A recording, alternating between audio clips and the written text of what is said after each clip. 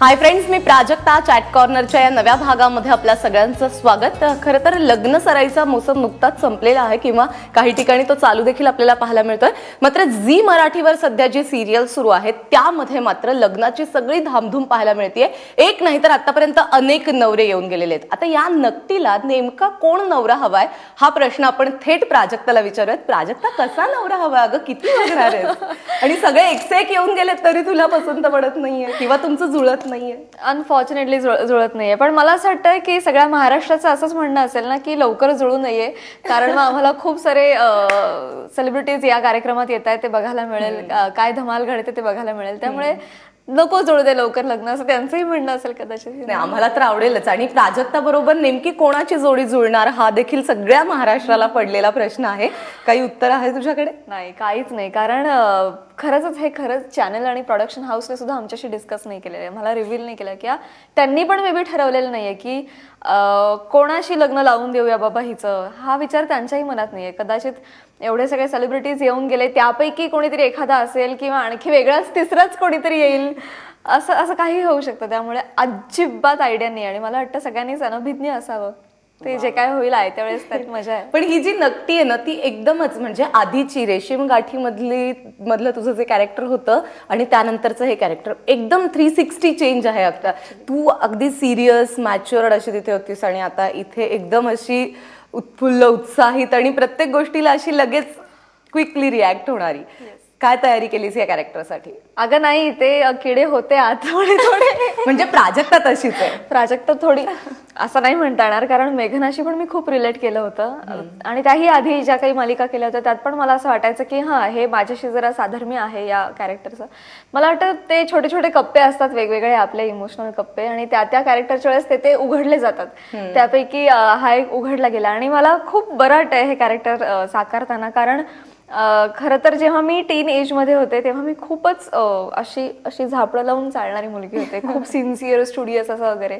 तेव्हा मला असं फिलिंग आलं होतं की आपण फार मोठे झालोय, मच्युअर झालं. त्यामुळे मी आहे ना बारीक सारीक गमती ज्या आहेत ना त्या मी खूप मजा नाही घेतली फार. मी अगदी शांततेत हो का बरं ठीक आहे मी करते अशी होते. तर ह्या निमित्ताने मला ते जे काही जगायला मिळालं नव्हतं ते मी या निमित्ताने जगून घेते पूर्णपणे. म्हणजे आज मला पिझ्झाच खायचा आहे, आज बाबा मी पोहे नाही खाणार, काय गाजी, हे सगळं मला हट्टीपणा, नखरा, ह्या सगळं हे मला करायला मिळतंय, याचा मला खूप आनंद आहे. मग नुपूर जास्त आवडीची आहे किंवा नुपूर जास्त जवळची आहे का मेघना जवळची आहे? अवघड आहे का? मला असं वाटतं की रेशीम गाठी हा एक छान पायनॅपल केक आहे आणि चेरी ऑन द टॉप नक्की असावी. वा, म्हणजे हे सगळं तिला जे काय साधायचं आहे ना ते कदाचित झी मराठीने तुला एकाच ह्याच्यात आता देऊन टाकलेलं आहे. 2017चं हे तुझं सगळ्यात मोठं गिफ्ट आहे. मी खरंच all thanks goes to Zee Marathi. एकतर हा विचार त्यांच्या मनात आला की इतकं वेगळं कॅरेक्टर केलेलं असताना ही मुलगी हे कॅरेक्टर करू शकते, हा विश्वास त्यांनी माझ्यावर दाखवला as an actor, as an person सुद्धा. तर राईट क्लिक मीडिया सोल्युशन्सचे आमचे प्रोड्युसर अतुल केतकर, अपर्णा केतकर आणि झी मराठीचे Nilesh Mayekar, all thanks goes to them की त्यांनी मला बघितलं नुपूर म्हणून. अदरवाईज संधीच दिली नसती तर मी काहीच करू शकले नसते. मला उत्तर ध्रुव, दक्षिण ध्रुव या दोन्ही ह्याच्यामध्ये त्यांनी इमॅजिन केलं, पाहिलं आणि संधी दिली, हेच खूप मोठं आहे. आणि मला मजा येते ग. असं मेघना आणि हे नुपूरच नको म्हणूया, पण त्यांनी संधी दिली की प्रेक्षकांच्या मनात स्थान निर्माण करायला संधी दिली रेशीम गाठीमुळे. ठीक आहे, म्हणजे आपण असं म्हणूयात की लोकांना जशी मेघना आवडली तशी आता नुपूर देखील लोकांच्या पसंतीला उतरणार आहे आणि नुपूरला देखील लोक तितकंच डोक्यावर घेणार आहेत. आणि तुमचं जे गाणं आहे ना, म्हणजे टायटल सॉन्ग जे आहे ते पण एकदम क्लासिक आणि भन्नाट. म्हणजे त्याच्याकडे बघितल्यानंतर अरे अरे अरे अरे असं होत जातं. कसं झालं शूट तुमचं? आणि वन टेक आहे? वन टेक वन शॉट गाणं आहे. All thanks goes to Subhash Nakashe. त्यांची कॉन्सेप्ट होती की आपण मराठी टेलिव्हिजनवर हे कधीच केलेलं नाहीये one take one shot song. याच्या आधी हिंदीमध्ये बरीच अशी गाणी झाली की जी पूर्ण गाणं एका टेकमध्ये केलेलं आहे, पण television and that too title track आपण कधीच केलेलं नव्हतं. सो ही त्यांची कॉन्सेप्ट आणि अर्थात झी मराठी आणि क्रिएटिव्ह टीमची कॉन्सेप्ट तर छान त्यांनी अंमलात आणली. आम्ही एका बीचवर जाऊन शूट केलं. अर्धवर्तुळाकार असा आमचा सेट होता. प्रत्येक शॉटमध्ये माझ्याबरोबर आर्टिस्ट पेरलेले होते आणि ते सगळ्यात शेवटी पुन्हा एका फ्रेममध्ये माझ्याबरोबर येऊन नाचतात. सगळ्यांची धावपळ आम्ही आदल्या दिवशी रिहर्सल केलेली होती आणि दुसऱ्या दिवशी आम्ही 15 टेक केले आणि पैकी एक फायनल झाला. सो हीच खरं लगीन घाई आहे का? हो खरंच. पण यासाठीची रिहर्सल किती दिवस चालली आणि एवढे सगळे कलाकार आणि तू त्यांच्या बरोबर, सो आधी काही त्याच्यासाठी सुभाष नकाशेंबरोबर सिटिंग झाल्या होत्या, काही ट्रेनिंग झालं नाही होतं नाही नाही की- नाही, हे त्यांच्या डोक्यात अगदी फिट होतं की यावेळेस हे घडणार, यावेळेस हे घडणार. आम्ही आदल्या दिवशी रिहर्सल केली, दुसऱ्या दिवशी शूटिंग केलं, लगेच झालं. लगेच झालं. डान्सची इच्छा पण पूर्ण झाली आहे. हो हो हो, अर्थात अर्थात. कारण मला नाचायला मिळालं आणि तशीही मी खूप नटमोगरी नाचरी आहेच या मालिकेमध्ये. त्यामुळे माझ्या सगळ्या सुप्त इच्छा थोडक्यात साकार होतात ग. या सिरियलच्या व्यतिरिक्त आता सध्या काय सुरू आहे? फक्त नकटी एके नकटी चालू आहे आता. कारण आमच्याकडे दर दिवशी नवा सेलिब्रिटी असतो, त्यामुळे त्यांच्या तारखा, आमची फॅमिली इतकी मोठी आहे, त्यांच्या सगळ्यांच्या तारखा, एवढ्या सगळ्या गोष्टी एकत्र मॅनेज होणं शक्यच नाहीये. त्यामुळे एक छोटं प्रोजेक्ट आहे खरं तर. आम्ही लवकर 9 महिने टेलिकास्ट होणार आणि 4.5 महिने आम्ही शूट करतोय. 3 कॅमेरा सेटअपने शूट करतोय दररोज जवळपास. त्यामुळे आम्ही लवकर फ्री होणार आहोत. त्यामुळे असं ठरलं आम्हा सगळ्यांचं की ह्या स्पॅन मध्ये 4-5 महिन्याच्या काही करायचं नाही. त्यामुळे ऍब्सोल्युटली काही तू नाही. प्रेक्षकांना तुझ्या नाराज करतेस की आता फक्त 9च महिने भेटायला येणार आहे आणि त्याच्यानंतर मी काही तुम्हाला भेटणार नाही. भेटणार नाही असं नाही. वेगवेगळ्या मालिकांमधून, वेगवेगळ्या प्रोजेक्ट मधून भेटतच राहीन. फिल्म द्वारे येईन कदाचित, यू नेव्हर नो. पण हा, फार लांबला पण आवडणार नाही माहिती ना, शॉर्ट अँड अगदी अगदी. आणि या 9 महिन्यांच्या तुझ्या या सगळ्या प्रवासामध्ये आतापर्यंत जे जे कलाकार येऊन गेलेले आहेत, सगळे दिग्गज येऊन जातात, एक एक जण येऊन जातात. जो कसा आतापर्यंतचा अनुभव आहे आणि म्हणजे कुठल्या मुलाला बघितल्यावर असं वाटलं की नाही आता हा तर व्हायलाच हवा यार माझा जोडीदार असं? ऐका, हे बघ, जे कोणी आले ना आतापर्यंत, अनिकेत सोडल्यास मला वाटतं बाकी सगळे मॅरिड होते. म्हणजे थेट तू हो, त्यामुळे मला हा ऑप्शनच दिलेला नाहीये खरं तर. अरे कोणी बॅचलर आलेलाच नाहीये विषय. नकटीला कोण हवाय? नकटीला लग्न हवंय फक्त. नकटीला कोणीही चालतो. मला लग्न झालेलं हवंय, लवकरात लवकर माझी तयारी वाया जाईल. त्यामुळे तिचं ऍब्सोल्युटली काही म्हणणं नाही. आणि तिचं म्हणणं आहे की ज्याच्याशी होईल ते चांगलंच होणार आहे, चांगलंच होणार. तिची आई म्हणते सगळं छान होईल, त्यामुळे लग्न होणं अपेक्षित आहे. कोण असं काही नसतं. घर ना म्हणजे तुमचं अगदी अख्खं भरलेलं आहे. म्हणजे आता की उद्या जरी लग्न म्हटलं तरी घरात सगळे आहेत. सो या घरातले हे जे तुझे सगळे कॅरेक्टर्स आहेत तुझ्या आजूबाजूला, आजी आजोबा, आत्या काका, आई बाबा, कोणाशी जास्त जुळतं नकटीचं? नकटीचं की प्राजक्ताचं? नकटीचं सगळ्यांशी जमतं ग. पण तरी सुद्धा मम्मी, आत्या, काकू, अगं असं नाही सांगता येणार. नकटीचं सगळ्यांशी जमतं. कारण सगळ्यांशी सीन माझे होतात आणि सगळ्यांशी इमोशनल सीन्स पण होतात आणि बॉन्डिंग वाले सीन्स पण आहेत. त्यामुळे मम्मीशी सगळ्यात जास्त जमतं आणि आत्याशी. पण सगळ्यांची ती लाडकी आहे कारण ती एकमेव मुलगी आहे घरातली. पण नक्कीच मॅच्युअर पण दिसते आम्हाला बऱ्याचदा. ती मार्ग काढते. जेव्हा पहिलाच अगदी जो सीन होता की तुझ्या नात्यातलाच तो मुलगा, त्याच्याशी सगळ्यांचं असं झालं की आता जमलंय बाबा हिचं लग्न, आणि मग त्याला नव्हतं करायचं, तेव्हा तूच त्यातून मार्ग काढला. तर ही मॅच्युरिटी कोणाकडून आली आहे? आई बाबांकडून की अजून कोणाकडून? नाही, ती मला वाटतं असं बघण्यापेक्षा आपण म्हणून लेखनातून आली. आमचे रायटर्स खूप छान लिहितात आणि काय ना, ती उत्साही आहे, तिला लग्न करण्याची हौस आहे. हे सगळं असलं तरी सुद्धा ती वेडी नाही वाटली पाहिजे. हा मूर्खपणा आहे असं नाही वाटलं पाहिजे. ते कॅरेक्टर रिअल वाटलं पाहिजे. त्यामुळे अत्यंत थिन लाईन आहे ही वेडेपणा, मूर्खपणा आणि हौस, आवड ह्या मधली.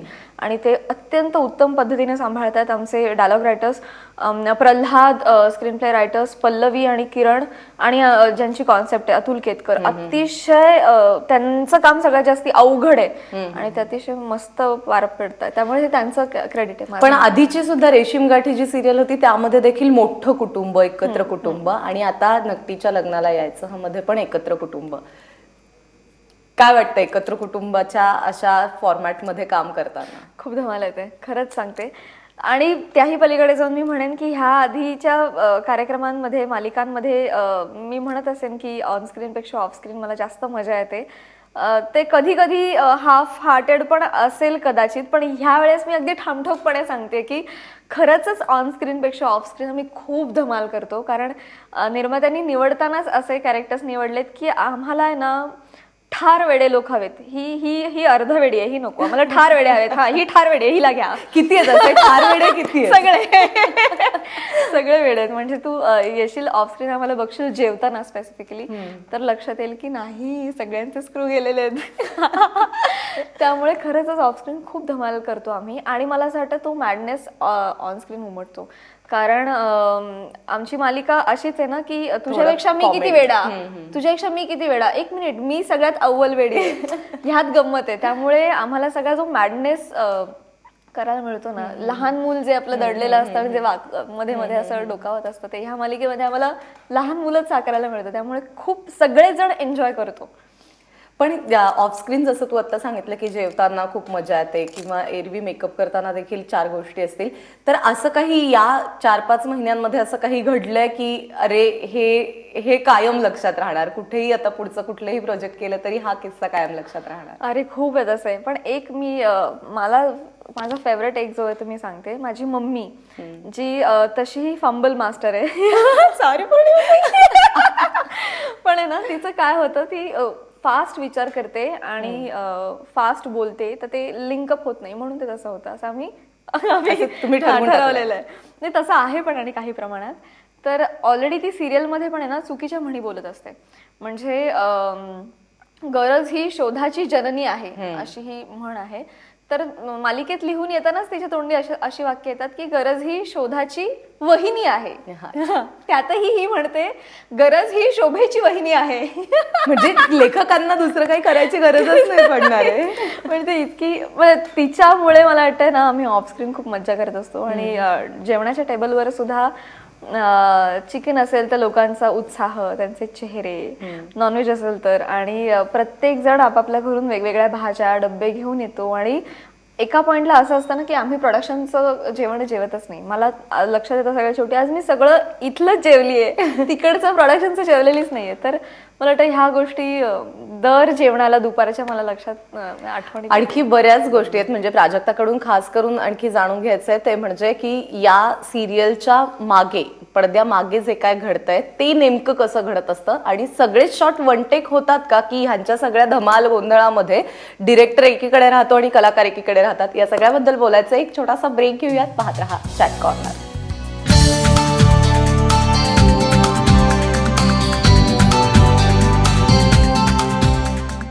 ब्रेक नंतर चॅट कॉर्नर वरती आपल्या सगळ्यांचं पुन्हा एकदा स्वागत. नकटीच्या लग्नाला जायचंय, सगळ्या महाराष्ट्राला नकटीच्या लग्नाला जायचंय, मात्र नकटीच्या मनात काय आहे हे जाणून घेण्याचा आज चॅट कॉर्नर वरती आपण प्रयत्न करत आहोत. प्राजक्ता माळी आपल्यासोबत आहे. प्राजक्ता, आपण नकटीबद्दल ब्रेकच्या आधी खूप बोललेलो आहोत, मात्र प्राजक्ता म्हणजे जी की आम्हाला मेघना म्हणून रेशीम गाठींमध्ये बघायला मिळाली आणि आता नकटी म्हणून आम्हाला भेटायला येते, मात्र या 2 सिरियलच्या मध्ये प्राजक्ताचं एक नाटक देखील येऊन घेतलं, त्याबद्दल जाणून घ्यायला आवडेल. सुयोगचं नाटक होतं प्लेझंट सरप्राईज नावाचं. अतिशय उत्तम नाटक होतं. म्हणजे कमर्शियल म्हणावं तर तसंही नाही आणि आर्ट म्हणावं तसंही नाही, दोन्हीचा छान ब्लेंड होता त्याच्यात. बट अनफॉर्च्युनेटली सगळ्यांनाच सिरियल्स आणि काय काय फिल्म्समध्ये सगळे अडकून गेले, त्यामुळे ते फार काळ आम्ही नाही चालवू शकलो. पण ते आणि त्यानंतर 2 फिल्म्स मी शूट केल्या, त्याविषयी पण मी खूप उत्साही आहे की कधी त्या रिलीज होणार आहे. सचिन दरेकर नावाचे डिरेक्टर आहेत, म्हणजे ते रायटर आहेत खूप मोठे करत, त्यांची ही पहिली डिरेक्टोरियल फिल्म असणार आहे. आणि प्रकाश कुंटे जे आपल्या सगळ्यांचे फेवरेट आहेत, मी त्यांना ज्युनियर इम्तियाज अली म्हणते. तर त्यांची एक फिल्म आहे जी आम्ही हम्पीला कर्नाटकमध्ये जाऊन शूट केली आहे. संपूर्ण फिल्म हम्पीमध्ये शूट झाली. त्यात माझ्याबरोबर ललित पण आहे, ललित प्रभाकर, आणि सोनाली कुलकर्णी ज्युनियर. सो त्या फिल्मविषयी पण मी खूप एक्सायटेड आहे. आपण जसं ब्रेकच्या आधी बोललो की इतके कलाकार येऊन जात आहेत, तर असा कुठला एखादा खास कलाकार आहे की ह्याच्याबरोबर खरंच स्क्रीन शेअर करायची होती आणि ही संधी या सिरियलमुळे मिळाली? प्रसाद ओक मी म्हणेन, कारण प्रसादाला तो यंग असताना माझा क्रशच होता खरं तर. इतका तो मला आवडतो. मला तो आवडतो म्हणण्यापेक्षा त्याचा माइंड मला आवडतो. तो खूपच हुशार आहे. त्याचं वाचन, तो बोलतो तेव्हा कळतं की अरे हा माणूस कमालीचा हुशार आहे. त्यात माझ्या डोक्याची काही संकल्पना आहे टॉल डॅक अँड हँडसम वगैरे, तर तो पक्का तसा आहे. तर त्याच्याबरोबर मला काम करायचं होतं आणि या निमित्ताने काम करायला मिळालं. आणखी बरेच जण आहेत, पण ते बहुतांश जणांनी नकार पण दिला की आम्ही टेलिव्हिजन करत नाही, त्यामुळे ते काही येत नाहीत बिचारे. पण काय म्हणूया दरवेळेस दर दिवशी नवा सेलिब्रिटी आमच्या बरोबर, त्यामुळे आम्हाला नाविन्य राहतं. आमच्याकडे प्रत्येक आठवड्याला नवीन स्टोरी घडते, वेगळा मॅडनेस घडतो ऑल टुगेदर. आम्हाला तीच 1 वर्षापूर्वी चाललेली मालिका आता तेच त्या ट्रॅकवर आहे असं अजिबात नाही आमच्याकडे. किंबहुना हा तोटा पण आहे समहाव. त्यामुळे मला प्रेक्षकांना ही रिक्वेस्ट पण करायची की तुम्ही बुधवार ते शनिवार हे सगळं बघायला पाहिजे. तुम्ही जर बुधवार स्किप केला आणि ती डिरेक्टली गुरुवार किंवा शुक्रवार पाहिला तर बुधवारी जे आम्ही दाखवलेलं आहे सुरुवात जाईल. हा, तर ते तुम्हाला लिंक नाही लागणार. तुम्हाला अख्खा आठवडा बघणं मस्ट आहे. हा तोटा पण आहे, पण गंमत पण अशी आहे ना की ठीक आहे, गेला आठवडा सगळाच मिस झाला, या आठवड्यात पुन्हा सगळं नवं असंही आहे. तर हा, ह्या मालिकेची हीच खासियत आहे. त्यामुळे नाविन्य टिकून राहतं. आणि मी म्हटलं त्याप्रमाणे की आमच्या क्रिएटिव्हिटीला इतका वाव मिळतो. त्यात आमचे डिरेक्टर गौतम कोळी इतके शांत आहेत आणि ते समोरच्या आर्टिस्टच्या इंट्युशन्सना इतकं महत्त्व देतात की तुला आत्ता असं वाटतंय का, असं करावं असं वाटतंय, ओके कर. ते स्वातंत्र्य देतात. इतकं स्वातंत्र्य मला आज तागत कुठल्याच सेटवर मिळालं नव्हतं जितकं मला आत्ता मिळतं. आणि त्यासाठी मी खूप लकी समजते स्वतःला. खूप मला बरं वाटतंय, आनंद मिळतोय. कारण आपल्याला बरंच काही काही सुचत असतं, पण डिरेक्ट नाही नाही नाही हे नाही चुकीचं होत आहे, चालत असं म्हटल्यानंतर आपली क्रिएटिव्हिटी संपून जाते. पण इथे क्रिएटिव्हिटीच इतकी आहे की मग ह्याच्यातून जे काय हवंय ते शोधून काढणं कदाचित अवघड असेल. तर ते गौतमना जमतं कसं? म्हणजे ते प्रत्येकाला इतकंच स्वातंत्र्य देतात का कुठेतरी त्यांच्या हातात लगाम असतो? त्यांच्या हातात लगाम असतोच, पण ते ना इतके शांतपणे रिॲक्ट होतात. सगळं आम्ही वाचन 2-3दा केल्यानंतर मग ते एकदा येऊन म्हणतात की ते वाक्य ते असं नाही, असं घे बघा. आणि ते एवढंच हळू आवाजात बोलतात आणि त्या एका खरंच वाक्यामुळे अख्खा सीन बदलतो, अख्ख्या सीनचा फ्लेवर बदलतो. त्यामुळे ते आमच्या सगळ्यांचे फेवरेट आहेत. ते इतकं शांततेत एकच वाक्य बोलून जातात. कधी नाही प्राजक्ता ह्याच्यावर आवाजच चढवत नाही. पहिला सीन कसा होता या सिरियलचा आणि फर्स्ट डे फर्स्ट सीन आणि एक्सपिरियन्स? अरे काय सांगू तुला. ठीक आहे, आता हे रिव्हील करणं न करणं मला माहिती नाही. करच आज. एक माझा हा सीन होता की नीरज मला नकार देतो आणि मी नीरजला बोलतेय की तुझ्यामुळे मूर्ख माणसा मी किती तयारी केली होती आणि आता हे सगळं वाया जाणार आहे. जे मी रडते तो सीन आम्ही केला होता. तर आमचा नीरजच फायनल होत नव्हता. मी तो सीन 2 वेगवेगळ्या नीरज बरोबर केला. एक आर्टिस्ट फायनल झाला त्याच्याबरोबर केला, पण मग त्या सीन नंतर कळलं की ह्या माणसाला नाही जमणार आहे हे. मग दुसरा नीरज फायनल झाला, त्याच्याबरोबर सेम तोच सीन केला, तेव्हाही नाही झालं. पण थर्ड टाइम मग तो आम्ही 2 आठवड्यानंतर तो सीन केला. तर पहिला सीन असा होता की जो टेलिकास्टच नाही झालाय, तो डब्यात गेला खरं तर. पण कुठल्या नीरज बरोबर मजा आली करताना? नाही, ते वेगळे होते, आर्टिस्टच वेगळे होते. नाही, पण मग कुठल्या नीरज बरोबर मजा आली? त्या 2 नीरज बरोबर मजा आली करताना की जो आत्ताचा नीरज कमाल आहे. आम्ही दोघे खूप मजा करतो. कारण काय माहितीये ना, आम्ही बाकी सगळी फॅमिली ही इन्सेन आहे, सगळे वेडे, त्यातला त्यात शहाणा तोच आहे. बरोबर. तर मायनस प्लस कॉम्बिनेशन छान वाटतं ना, की एक वेडा एक शहाणा. आता वेडेच दोघे असतील तर मायनस प्लस होतं, ठीक आहे. पण तरी सुद्धा तू जास्त वेडा की मी जास्त वेडा. हा, इथे म्हणजे मला खूप चान्स मिळतो त्याच्याबरोबर मॅडनेस करायला. खूपच चान्स. तो सोडून देतो तुला की ओके तू कर, मी आहे. आणि त्याचा स्वभाव पण तसाच आहे इन जनरल, ऑफ स्क्रीन पण. की ऑफ स्क्रीन पण ठीक आहे, तुला असं घ्यायचंय, ठीक आहे, मी फक्त एवढीच रिॲक्शन देईल, ओके. सो आता आपल्याला वेळेची मर्यादा आहे, त्याच्यामुळे आपल्याला इथे थांबायला लागेल. मात्र जाता म्हणजे आम्ही प्रोमो मध्ये देखील नक्कीचं अगदी तिचे उखाण्यापासूनची सगळी तयारी झालेली आम्ही पाहिलेली आहे. सो प्राजक्ताची अशी काही तयारी झाली आहे का? प्राजक्ता सध्या फक्त नक्कीसाठीच तयारी करते? नाही, फक्त नक्कीसाठी नाही ग. कारण असा कोणीतरी माणूस पाहिजे ज्याच्याकडे बघून आपल्याला लग्न ह्या विषयाकडे बघण्याचं धारिष्ट्य मिळालं पाहिजे. ते धारिष्ट्य मला अजून नाही मिळालंय. बापरे, म्हणजे सगळ्यांसाठी प्राजक्ताने हे दिलेला आहे, क्यू दिलेला आहे की किमान याच्याकडे बघून तरी मला असं वाटायला हवं की धाडसाचं काम आहे. कारण म्हणजे मटका ऑल टुगेदर. त्यामुळे पण आता जाता जाता आम्हाला सगळ्यांना तुझा नक्कीच आवडलेला उखाणा इथे ऐकायला आवडेल. अरे बापरे, ऐक मला आठवत नाहीये. छान खूप आहेत, कारण आता मी विसरायला झाले. कुठलंही हे. आकाशात उडतोय पक्ष्यांचा थवा, आकाशात उडतोय पक्ष्यांचा थवा, उखाणा सुचतोय फक्त नवरा मुलगा मिळायला हवा. क्या बात आहे. नक्कीला लवकरच नवरा मुलगा मिळणार आहे आणि खरं तर तिला तो मिळू नये, नाही तर तिला मिळाल्यानंतर नक्की लग्न करून त्याच्याकडे निघून जाईल आणि आम्हाला ती भेटणार नाही. त्यामुळे प्राजक्ता, तू अशीच रोज येत जा आणि आम्हाला इतकं छान एंटरटेन करत जा. चॅट कॉर्नरच्या सेटवर आल्याबद्दल खूप खूप थँक्स. माय प्लेजर. Thank you so much.